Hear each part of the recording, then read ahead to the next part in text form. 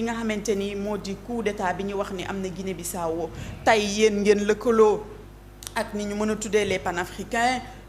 population Guinée bi nga xamante ni ñi ngi fii et cetera pour indi seen soutien ci peuple bi nga xam ni moo di peuple Guinée déjà ban jàngat ngay def ci coup d'état bi ñu wax ni fa la am. bon Pambo déjà maa ngi ñëwul Fama ñun on est une jeunesse panafricaniste on est des Africains nekk ay ndaw ñu am sens de responsabilité wala boog ñu war a am sens de responsabilité dugal suñu loxo pour la stabilité de l'Afrique du continent africain loolu suñu wareef la suñu devoir la ñu wax ñu ko ñu bañ ñu ko wax loolu suñu wareef la te duñu xaar kenn yaa ngi dégg parce que sama co-débatteur bi wax na ko te lu am solo la gis nga fu mu amul la stabilité mënul am développement yaa ngi dégg donc ce qui veut dire que le continent africain a besoin de la stabilité dañoo soxla dal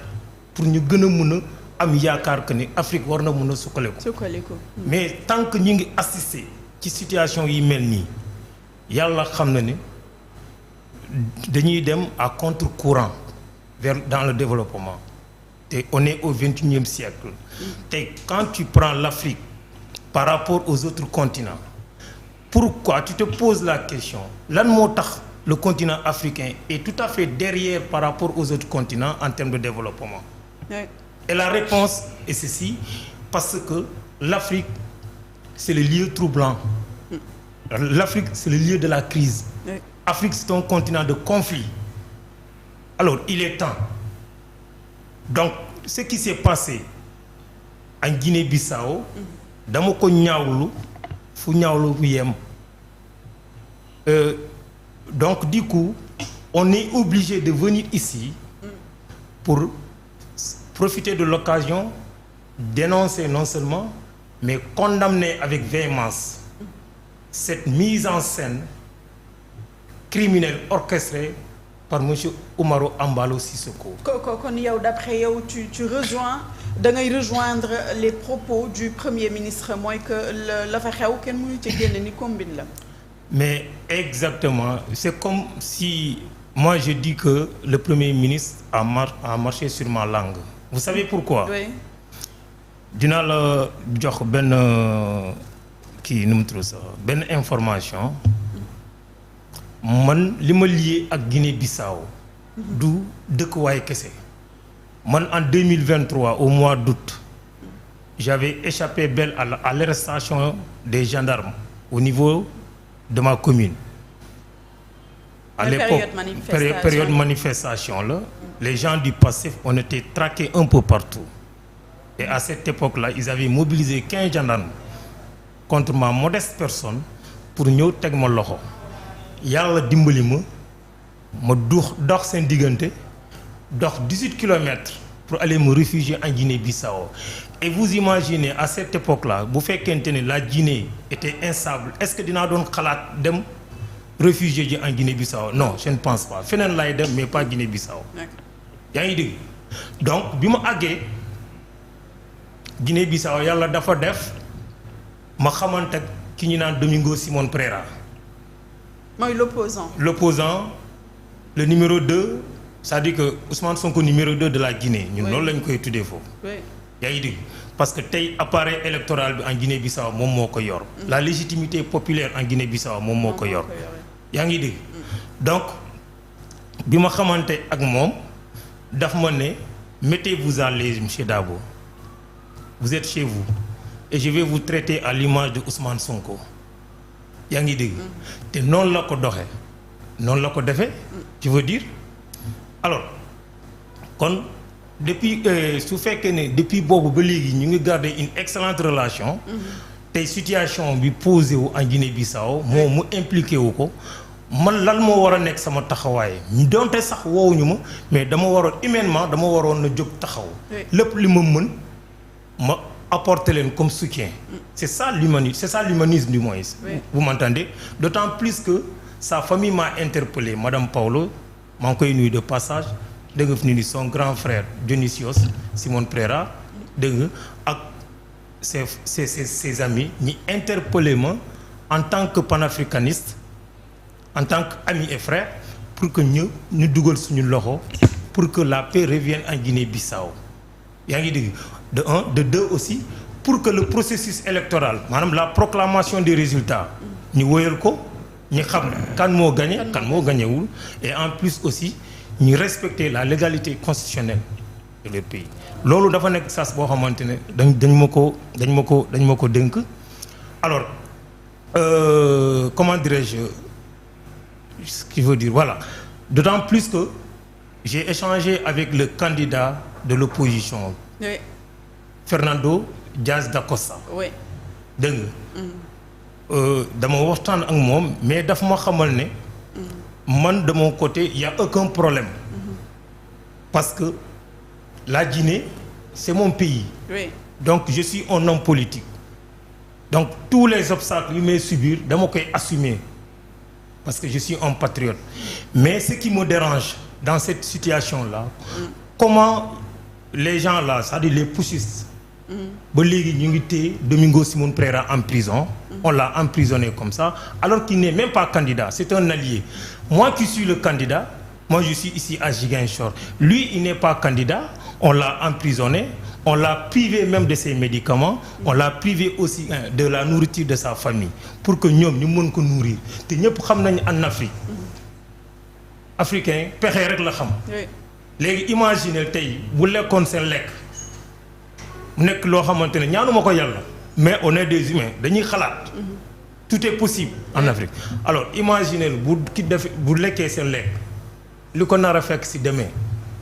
bu dee voilà safaan la mais sa famille et ses amis seront les perdants les Guinéens seront les perdants donc ce qui veut dire que aujourd'hui là où il est en prison et j'en profite de l'occasion aussi pour dire qu'il n'est pas le seul il y a son mandataire oui. Qui est un député il s'appelle Octavio Lopez et 16 autres détenus qui sont emprisonnés arbitrairement comme ça donc loolu nekk na message boo xamante ne le candidat Fernand Diaz interpellé na mu ci pour ma profiter ma wax ko ci tribune Sénégal pour lancer un appel solennel à l'endroit de nos autorités étatiques et à l'endroit des organisations nationales et régionales aussi. Oui, oui. Donc c'est une occasion quand même pour que processus électoral bi déjà ñu continuer ko parce que actuellement ki nga xamante ni moom la ñu investir moom dañu ne dafa fa nekk pour 1 an et nous avons remarqué que gouvernement tamit bi mu mettre en place pratiquement ancien ministre Omaro Sissoko lañ ñi nga xam ne maanaam dañ leen changer ministère juste ñoom ñoo fa nekkat mais juste dañ leen changer ministère et ci loolu aussi on attend li nga xamante ni moo di CEDEAO lan lay décider ci loolu pour que processus électoral bi aussi ñu mën ko continuer. Justement Fama merci beaucoup parce que question bi am na solo lool. Gis nga Fama pour dire vrai peuple africain ils sont très en avance par rapport à leur leader africain. dañ leen nekk c'est-à-dire dañ leen jiitu ci lu bëri ñoom xamuñu ko li ma bëgg a wax mooy lii nekk na coup d'état boo xamante ne Embalo l'avait mûri bien avant les élections et je m'explique l'élection précédente en 2019 xam nga avant ñoom ñuy dem élection démocratiquement il y avait un coup d'état alors mu ñu désigner benn ministre premier ministre bu war a désigner transition bi bu war a piloter transition bi en 2019-2020 ñu organiser élection Embalo ñoo bokk pour la première fois DSP ñoo bokk ak ñeneen ñi DSP a remporté les élections ñu ne Embalo nee na deuxième tour day am yaa ngi dégg c'est-à-dire que DSP Domingo Simón Pereira moo am plus de voix que Embalo ñu ne dañuy dem deuxième tour or que la constitution guinéenne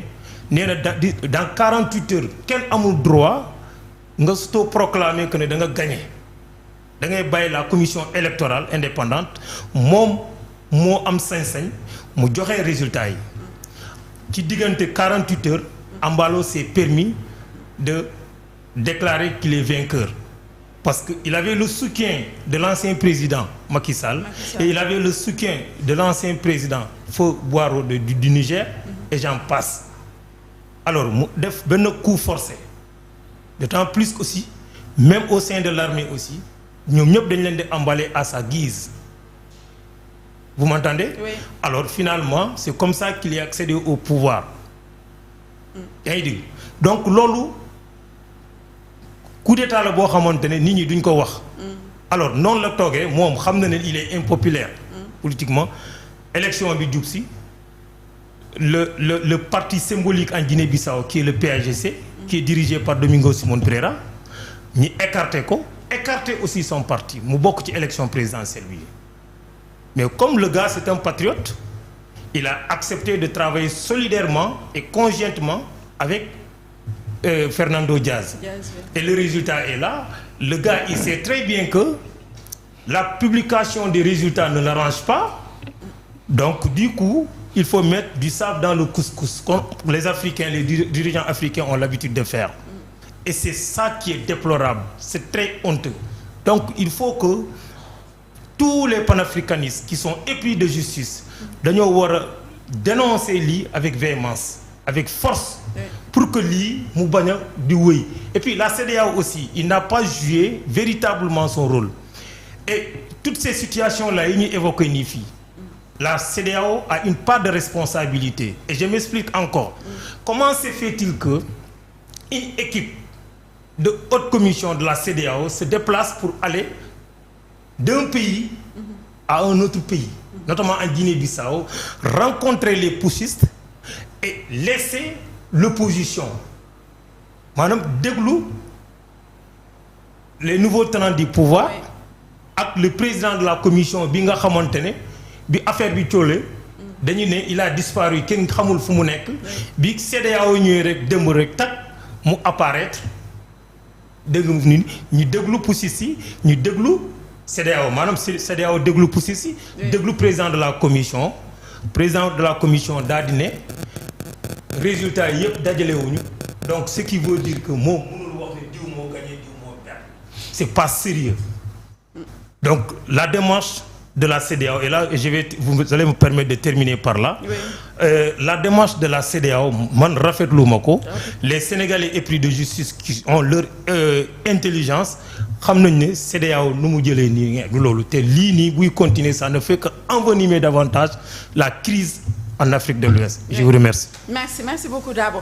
Alors Zapata ba léegi bu ñu desee ci wàllum coup d'état ba ñu wax ni moo am ci Guinée le premier ministre Ousmane Sonko keroog aljuma da doon dem ca hémicycle ba di tontu ci laaju ñi nga xam ne ñoo di député yi moom devant tout le monde dafa ni Guinée la fa xew mën nañ ni daal combine la. alors ñu bari ne est-ce que foofu la ko waroon waxee wala est-ce que moom moo ko waroon a wax même bu dee sax dëgg la ban jàngat.